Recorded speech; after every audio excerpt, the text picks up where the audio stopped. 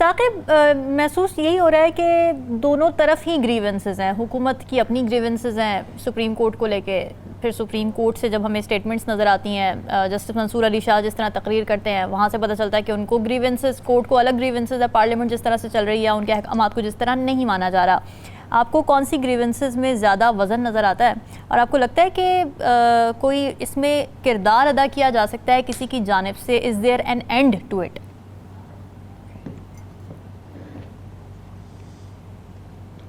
And تو اس میں بڑا سادہ اور سمپل سا ہے کہ جو حکومت ہے وہ یہ مان لے کہ جس کا مینڈیٹ ہے اس کے پاس جا رہا ہے اور اس کو ایکسیپٹ کر لے اور اس گورنمنٹ کو پھر آگے چلائیں.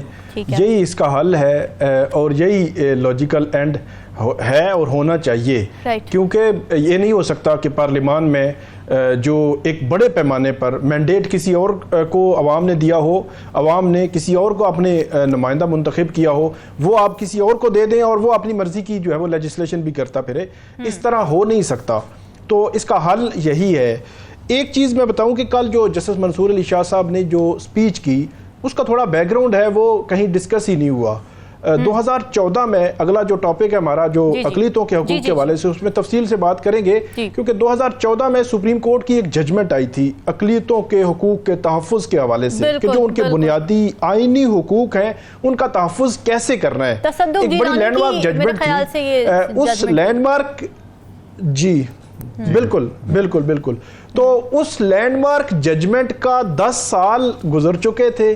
تو اس 10 سال گزرنے کے بعد اس پہ عمل نہیں ہوا.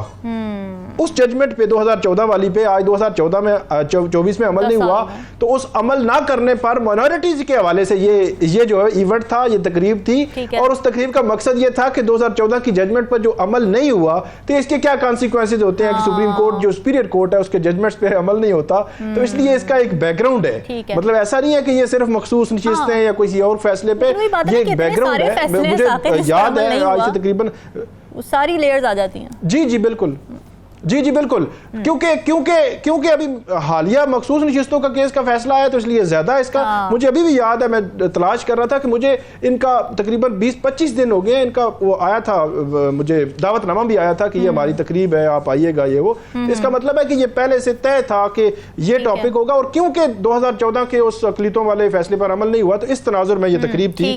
پھر جو انہوں نے حوالہ دیا جسٹس منصور علی شاہ صاحب نے، میرا خیال ہے وہ انہوں نے بڑی سمپل اور سادہ انداز میں یہ بات کی ہے. اور اس کا عمل درآمد 2014 کی ججمنٹ پہ بھی ہے. اور 2024 کو اگر سپریم کورٹ نے 12 جولائی کو جو فیصلہ دیا ہے اس کے حوالے سے ڈیفینیٹلی وہ سپریم کورٹ کے فیصلوں کو بات کر رہے تھے کہ کوئی اس کے علاوہ چارہ نہیں ہے. اور انہوں نے بالکل کیٹیگوریکلی یہ کہا کہ یہ کوئی آپ پہ بوجھ نہیں ہے. آپ نے یہ نہیں سمجھنا کہ میرے پہ بوجھ ہے، کوئی کرٹسی ہے، کوئی ایسی بات ہے.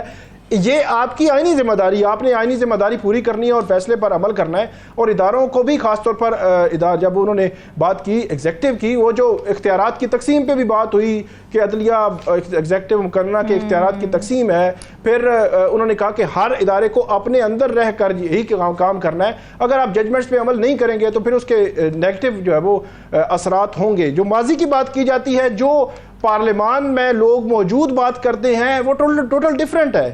پچھلے 2-2.5 سال میں ہم نے دیکھا ہے کہ جو موجودہ حکومت ہے وہی کہیں نہ کہیں وائلیٹ کر رہی ہے. کہیں جو ہے وہ وہی 90 دن میں الیکشن کرانے کے ججمنٹ کو، آرڈرز کو، آئینی جو تقاضا تھا اس کو پورا نہیں کیا جاتا. اور اس پہ بات بھی نہیں کی جاتی کہ کیوں نہیں پورا کیا، آئین کیوں توڑا آپ نے. پھر جو 6 ججز کا خط اسی دور میں آتا ہے. تو ملٹیپل چیزیں پچھلے 2-2.5 سال میں ہوئی ہیں.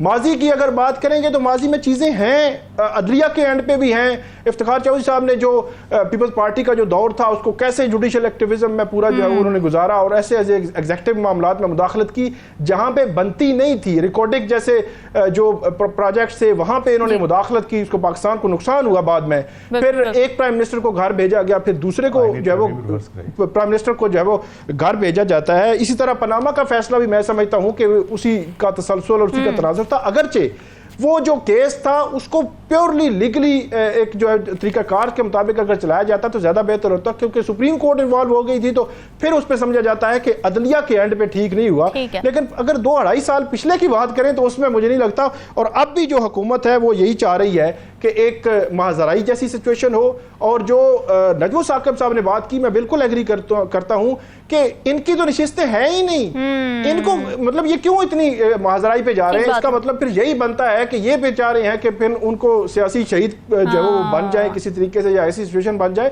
وگرنہ اس فیصلے پر تو عمل ڈیفینیٹلی ہونا ہے, یہ فیصلہ کیونکہ سپریم کورٹ کا, اور وہ عمل نہ ہو تو انہوں نے کل بتا دیا کہ آخری صرف بات میں کروں گا, انہوں نے کہا تھا کہ اگر کوئی نظام بنانا چاہتے ہیں تو پہلے بنا لیں, پھر جو ہے وہ سلسلے میں ہم بات کریں گے. تو اس کا مطلب یہ ہے کہ اگر کوئی ایسی چیز آپ لاتے ہیں تو پھر وہ عدالتوں میں آنی ہے. اس کا ایک اینگل یہ بھی ہے کہ پھر ہم اس کو دیکھیں گے کہ وہ کیا ہے اور کیسے ہے. ثاقب, کیا کھچڑی پک رہی ہے خاص طور پر اگر مولانا صاحب کے حکومت کے ساتھ معاملات کو دیکھا جائے, کیا وہاں پر کوئی پیش رفت نہیں ہوتی نظر آ رہی, اور پی ٹی آئی کے ساتھ ہی الٹیمیٹلی آپ کو بھی لگ رہا ہے کہ کوئی گٹھ جوڑ ہوگا؟ ایک تو حکومت کے ساتھ وہ ابھی تک تو ایسی صورتحال نہیں لگ رہی کہ وہ گورنمنٹ کے ساتھ جو ہے وہ کسی نہ کسی صورت بیٹھیں گے. لیکن مولانا کا آپ ٹریک ریکارڈ دیکھیں تو 8 فروری کے بعد سب سے سخت ترین جو پریس کانفرنسز تھی 2-3 وہ انہوں نے کی تھی. ڈائریکٹ جو ہے وہ الزامات لگائے گئے تھے, اور اس میں تاثر مولانا نے یہ دیا, وہ صحافی بھی جب وہاں سے ملے ان کو, انہوں نے یہ تاثر دیا کہ ان کو جان بوجھ کر جو ہے وہ سائیڈ لائن کیا گیا ہے, دیوار سے لگایا گیا ہے اور ہرایا گیا ہے. وہ تاثر اور وہ جو ایک چیز جو ہے وہ لے کر مولانا جو آگے بڑھ رہے ہیں, تب سے لے کر اب تک الٹیمیٹلی وہ ایوان میں موجود ہیں, وہ اپنی پریزنس رکھتے ہیں.